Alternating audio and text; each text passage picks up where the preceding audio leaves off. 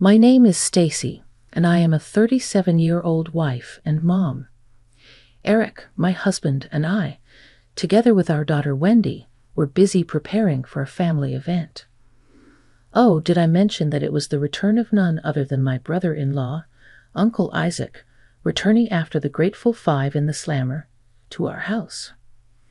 Yeah, that is right. That was 5 good years of incarceration in the big house. Before you start thinking negatively about our encouragement of Isaac, realize that he had been falsely imprisoned. He just happened to be in the wrong place at the wrong time. Therefore, for 5 good years of court battles, he had finally been exonerated. Thus, we were all looking forward to reuniting the family to the end of the wolf and reunification of the chicks with the hen. Everybody was having fun. Isaac, that guy, was the center of the crowd reunion, letting us know how he survived it. He and Wendy had a particular closeness before the unfortunate event that he ventured down the cell. All over the house, you could hear laughter, discussions, and the smell of delicious kinds of food everywhere. It was time to eat like a king. It was emotional and meaningful for us, and I loved the feelings it brought to our life. After everybody left and Isaac was in his room, we were still very happy. I was glad that he was alive, happy, and kicking it after prison for no crime. Life resumed as usual for a time, and the storm seemed to have subsided, but unfortunately, George was in the storm. A few days after the terrible event, I sat relaxed in the living room, reading my book. When my reading was interrupted by the sound of the door, pushed open with a force that sounded like rolling thunder, I did not expect Wendy, her face distorted by emotions I could not read. I put the book aside and quickly rushed to her. "Wendy, what happened? You look terrified. Talk to me? I am worried about lacing my voice." With a hiccup, Wendy, clutching something in her hand, replied between sobs, "Mom, I found a hidden camera in one of my plants." For a second, my heart missed its beat, and a dull wave of doom washed over me. However, I could not lose my facade, as it was critical for Wendy's sake. We went to her room, and my mind was torn between a million thoughts and questions.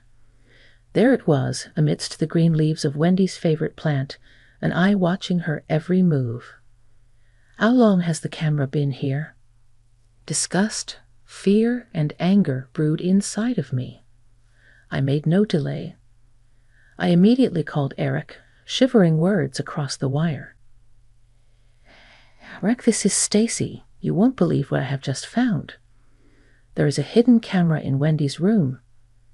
We must do something about it." His voice was grave and caring. "I'll be right there, Stacy. This is not something to skip.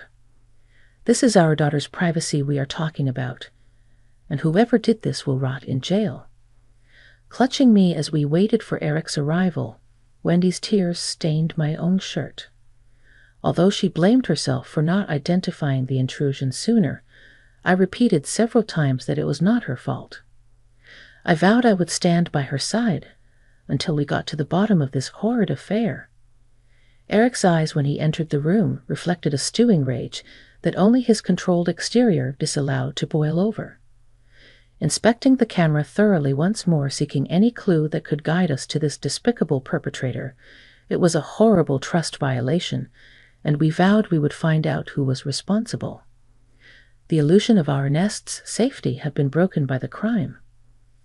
We had to act quickly, not only for our daughter's convenience, but more importantly for our safety. Because if there was one camera in Wendy's room, God alone knows how many others might be hiding in our house. "Don't you worry, we won't rest until we find out who did this, Wendy," I said through my teeth in a determined voice. "Thanks, Mom. By the way, could I, please, nap in the guest room? I don't feel comfortable in mine, and I'm really tired now." The weary voice clearly coming from my daughter's face broke my heart. Of course, my baby. "Do anything that makes you feel a bit better. I'm really sorry." I felt truly sorry for her as Wendy walked into the guest room. She wanted to have some free time alone after her own space was violated in such a way. And it kills me who could do that. We'll go through the footage, see if any evidence can be found, if not involve the police. Nobody does this to our family, Eric said with a tightening jaw. In shock at the invasion of our privacy, I was grateful that we were tackling this together. Once in the quiet sitting room of our house, my dear husband held my hand, and I could feel us both thinking about the puzzle pieces of who would plant the camera in my daughter's room. One name just popped in my head when I tried to say the thoughts out loud. I spoke with a questioning tone, trying to sound calm, so not to trigger the upcoming argument. I saw Eric's look and emotions. Family bonds are stronger than anything, and the thought of doubt for my own blood was unimaginable for me as well. However, there were several puzzle pieces found that correspond to Isaac's existence during the meeting. Prison can change people, and the intensive talks Wendy had with Uncle Isaac raised the alarm to Eric and me, even though Eric was too proud to admit it. Summing up my reasoning, I talked with Eric in a soft but determined tone. Eric, I understand that it is painful and unthinkable, but under closer examination, there is some evidence. He spent a lot of time with Wendy, and in my opinion, he was interested in her concerns. More importantly, he just came out of prison. People can change, and their deeds can be painted by their experiences. It is our duty to protect our daughter, no matter the cost, I explained to my husband. Seeing Eric lower his head with burdens, I agreed to my opinion, but kept my face thoughtful. I cannot believe it either, Stacy, but you might be correct. The situation is too close, and we cannot ignore it. We have to find out the truth, not only for my pride's sake, but to find out the affairs and have our daughter protected. He nodded to me. Though it was painful, someone had to address the question to Isaac. No matter what we thought about the situation, it had to be dealt with. Therefore, when discussing our plans for this issue, we swore to lead the discussion with care and loyalty. The days turned into nights, however, and Eric's struggle remained unresolved.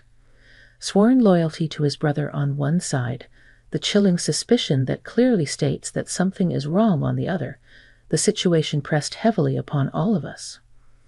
The wrongdoing led to alienating Isaac even more and casting a shadow over our family, as we were slowly cornered by uncertainty. A dangerous plan had formed in my head that would be required to catch the suspect red-handed, and I shared the idea with Eric.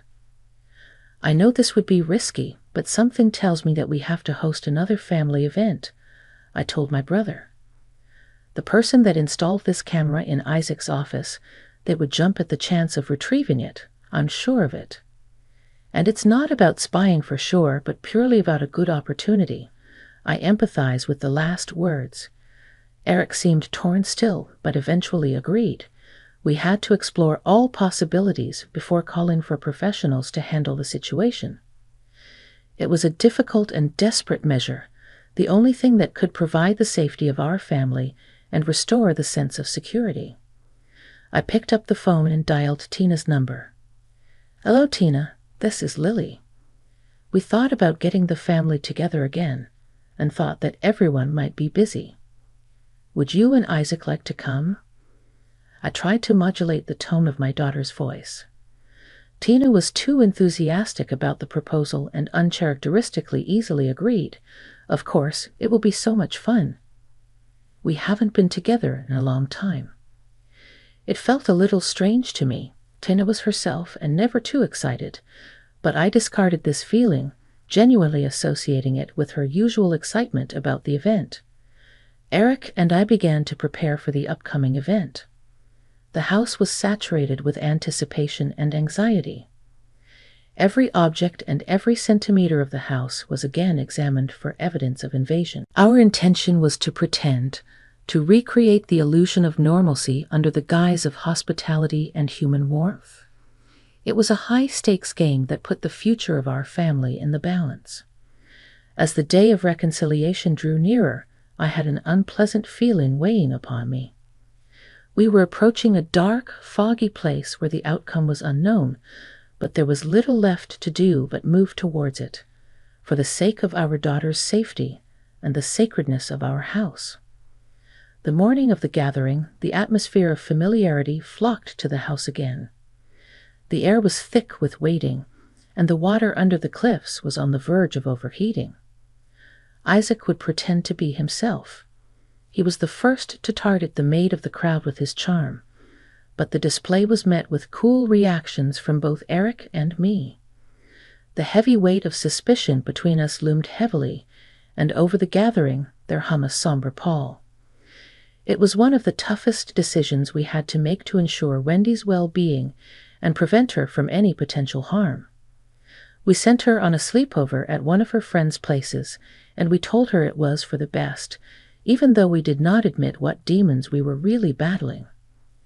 With her out of the equation, our reasons stood more focused than ever, and our eyes remained peeled on whoever would venture in the direction of Wendy's room. The party got underway. Laughter and riotous cheer filled the air, camouflaging the real event.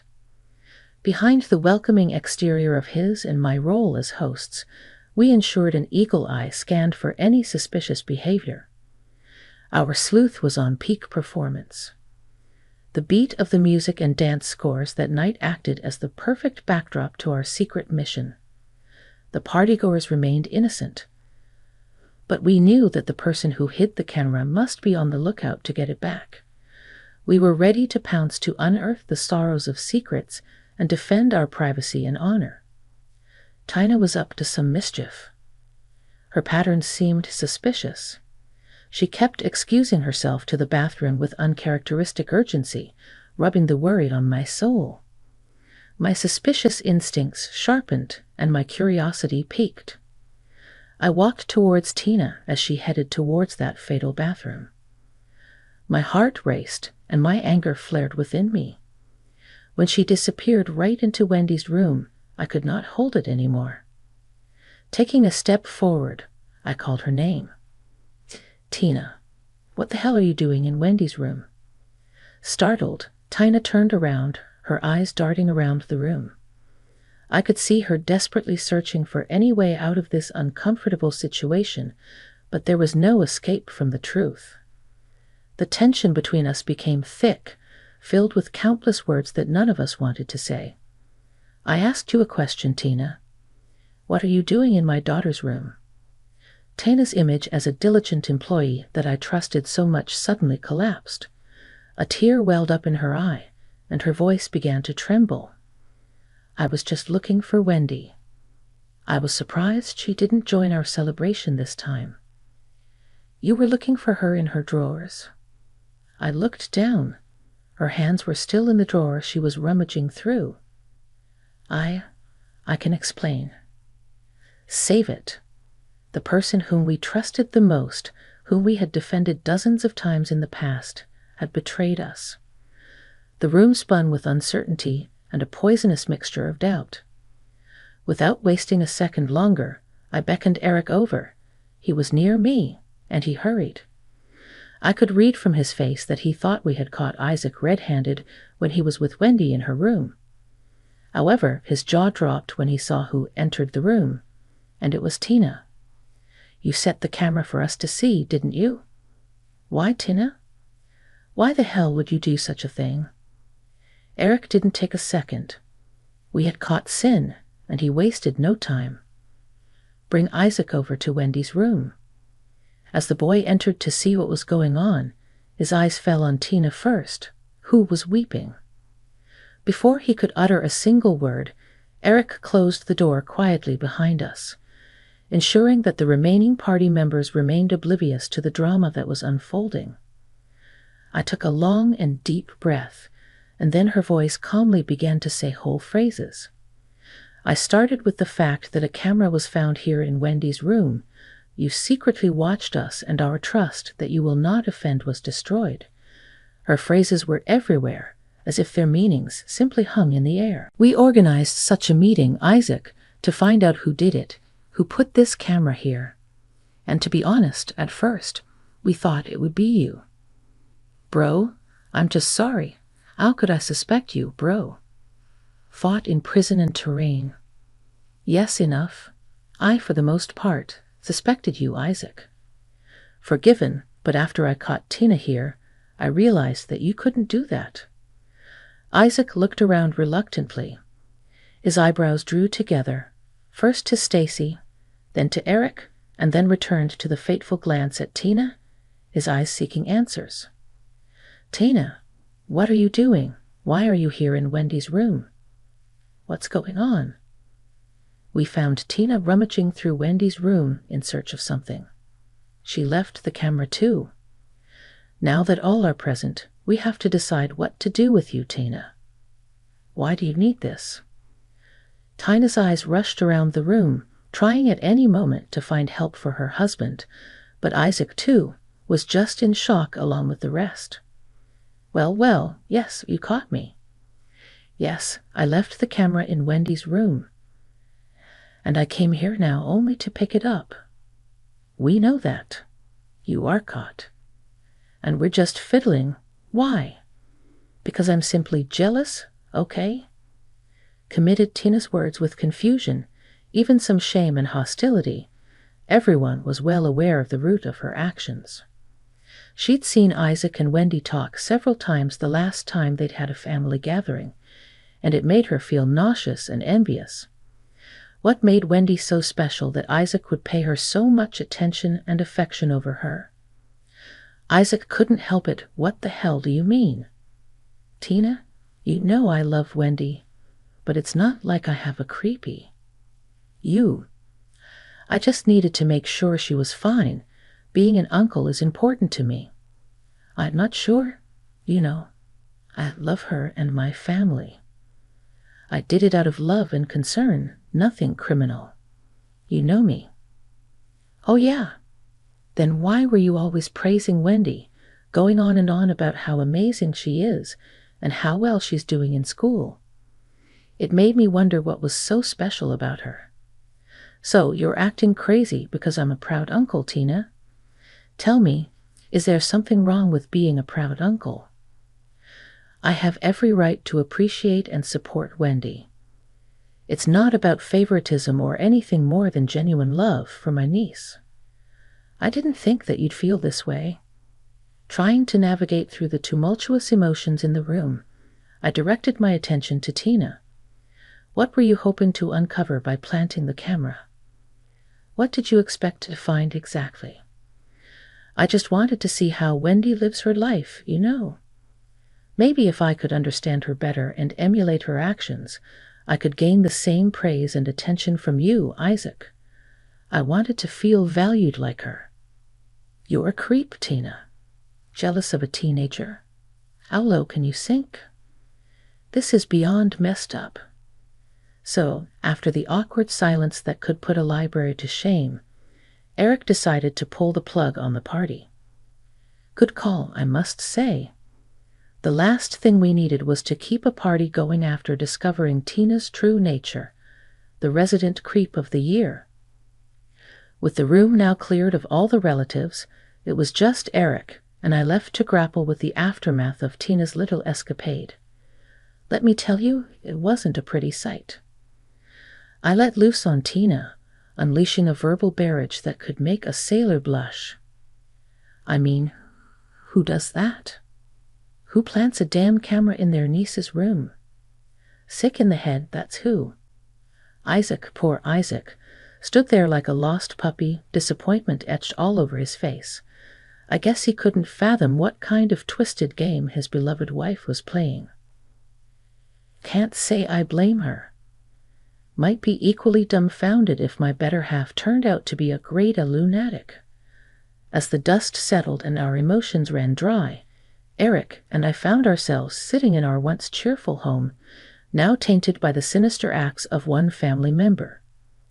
The next day, when Wendy came home, it was my job to spill the beans, to expose the whole twisted truth. Wendy's eyes welled up with tears as I recounted the heinous violation of her privacy. The poor girl, innocent and unsuspecting, couldn't fathom that someone in our own family could stoop so low. Mom, I never thought that anyone would do this to me, Tina. Seriously.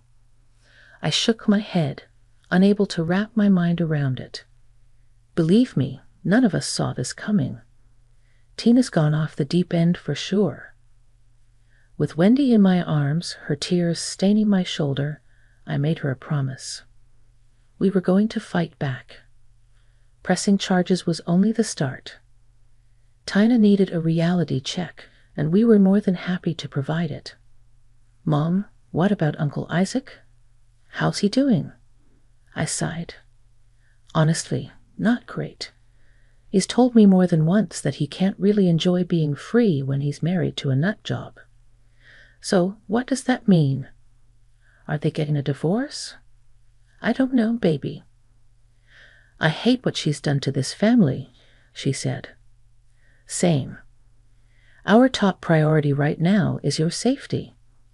We're in the process of pressing charges against Tina and getting a restraining order so she can never come near you again.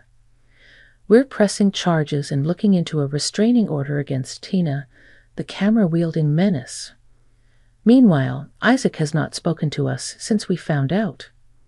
It's now unusually quiet and awkward, reminding us just how low one person's jealousy can go. However, we have stuck together through thick and thin. We look forward to the long road ahead of rebuilding, mending, and finding comfort in the love and encouragement of those who truly matter. We have no doubt that our family will persevere.